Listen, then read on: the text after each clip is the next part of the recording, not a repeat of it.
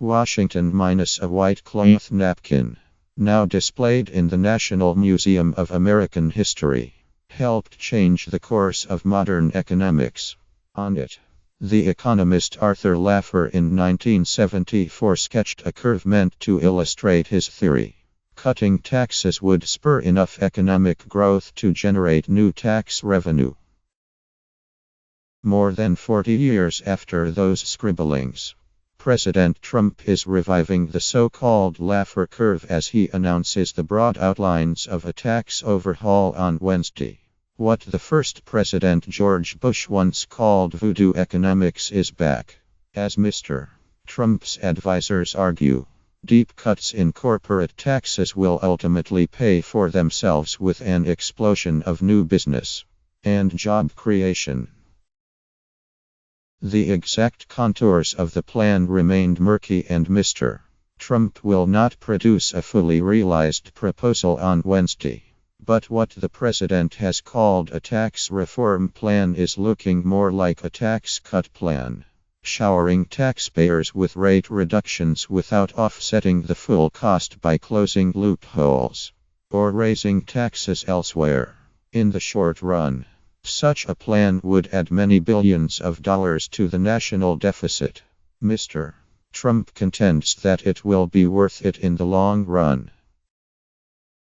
The tax plan will pay for itself with economic growth, Steven Mnuchin, the Treasury Secretary and main architect of the plan, told reporters this week. The scope of the president's plan, as it has leaked out in recent days, has excited the markets even as it has worried fiscal hawks. If this feels like a familiar debate, it is. It has played out repeatedly in the past 4 decades as the dominant Republican orthodoxy shifted from deficit reduction to tax cuts. Presidents Ronald Reagan and George W.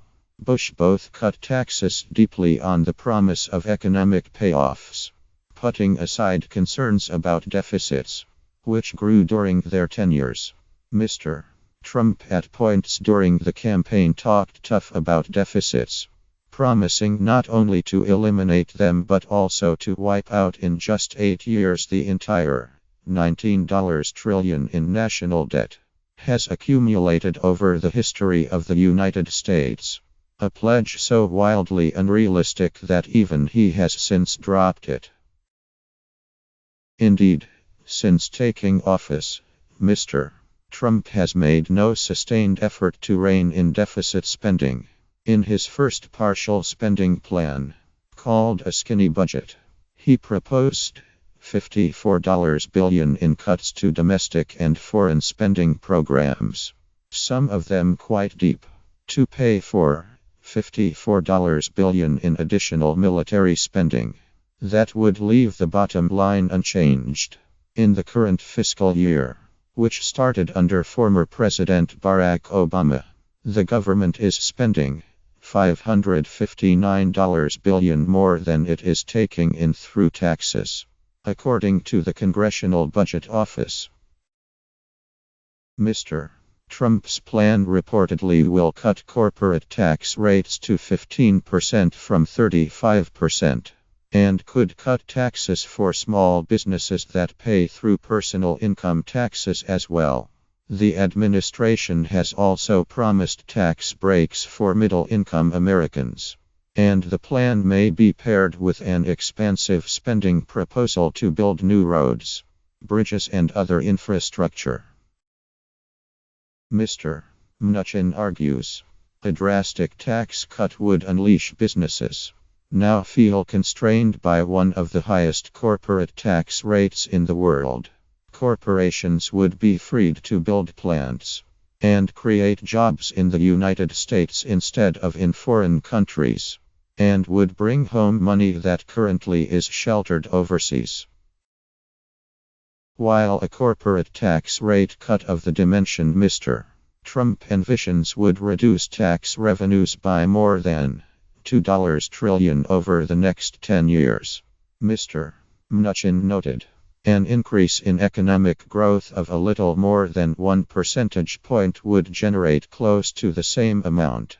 The goal, he said, was to produce a sustained national growth rate of 3%, instead of the 1.8% now projected over the next decade. That would not include the cost of personal income tax cuts. The question comes down to how the effect of a tax cut is measured. Under what is called static scoring, changes are judged without assuming any difference in growth. Under what is called dynamic scoring, assumptions are made about how much growth will change. Under dynamic scoring, this will pay for itself, Mr.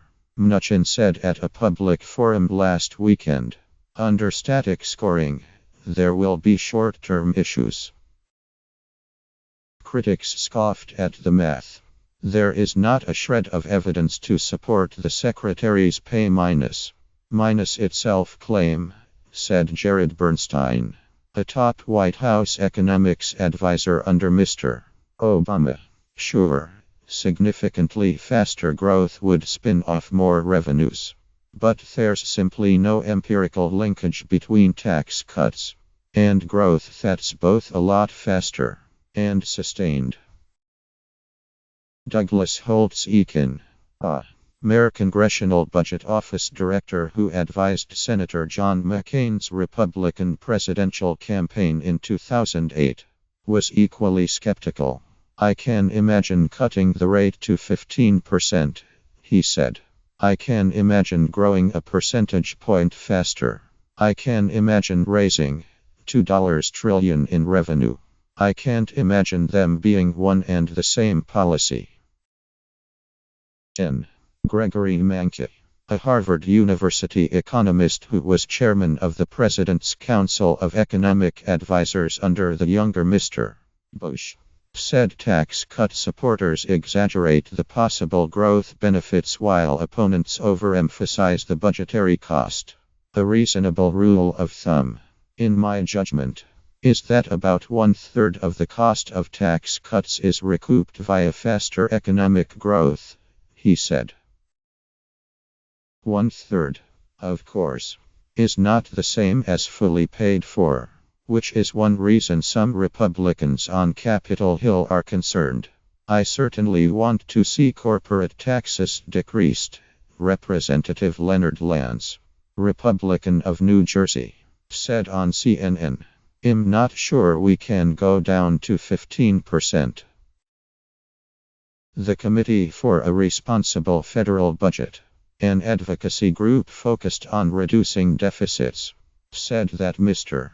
Trump's tax plan was more likely to increase growth by 0.2% than by the higher estimates Mr. Mnuchin forecast. These tax cuts, of course, would not pay for themselves, the group said in a statement.